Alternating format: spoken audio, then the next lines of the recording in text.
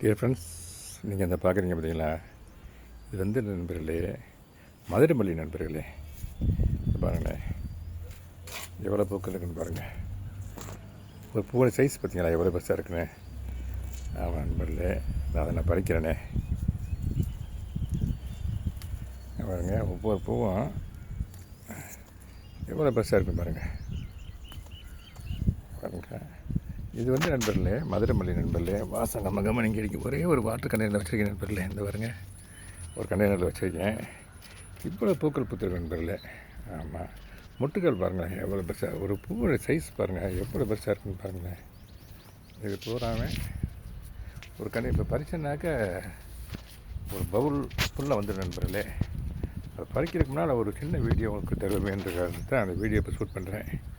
பாருங்கள் எவ்வளோ பியூட்டிஃபுல்லாக இருக்குது. ஒரு ஃப்ளவருடைய சைஸும் பாருங்கள் எவ்வளோ பெருசாக இருக்குன்னு பாருங்களேன். ஏற்கனவே இருவாச்சி மல்லியை பற்றி கூட ஒரு வீடியோ தரம்னு இருக்கேன். இது வந்து மதுரை மல்லி, இருவாச்சி மல்லி இருக்குது நண்பர்களே. அதை பற்றி ஒரு வீடியோ ஒன்று நாளைக்கு நான் ஷூட் பண்ணி தரேன் நண்பர்களே. பாருங்கள் இந்த அளவுக்கு ஃப்ளவர்ஸ் நண்பர்களே பறிச்சிருக்கேன்.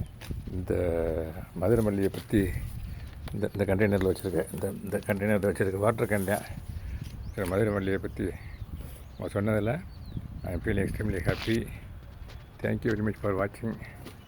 Happy gardening. Thank you so much. Have a nice day.